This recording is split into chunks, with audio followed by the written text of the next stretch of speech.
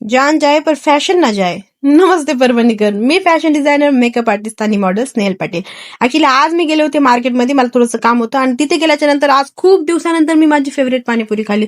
तसं तर मार्केटमध्ये आमचं नेहमी येणं जाणं असतं, पण त्या ठिकाणी एवढा गर्दा असतो आणि ते गर्दा बघूनच थांबायचं मन होत नाही. पण आज गर्दा नव्हता, सो आज मला खायला भेटली माझी फेवरेट पाणीपुरी आणि दिल को मेरे इतना सुकून मिला क्या ही बताओ मी. पाणीपुरी खाऊन झाल्याच्या नंतर आम्ही एका कपड्याच्या शॉपवर गेलो, जिथे मीटरने कपडा भेटतो, कारण आम्ही त्यासाठीच आलो होतो मार्केटमध्ये.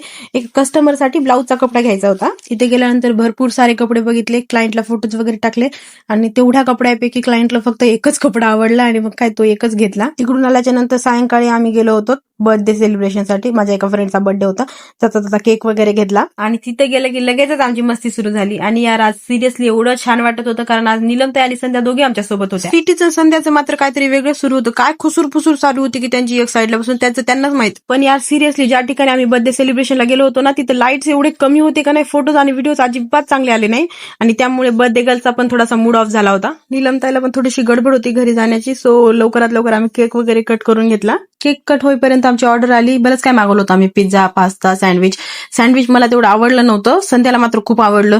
पिझ्झा पण ठीकठाक होता. कॉफी स्वीटीसाठी एकट्यासाठीच मागवली होती. आम्हाला सगळ्यांनाच एवढी जास्त भूक लागली होती की आम्ही लगेचच खायला सुरुवात केली आणि मी घातला होता शॉर्ट ड्रेस, बर्थडे पार्टी असल्यामुळे.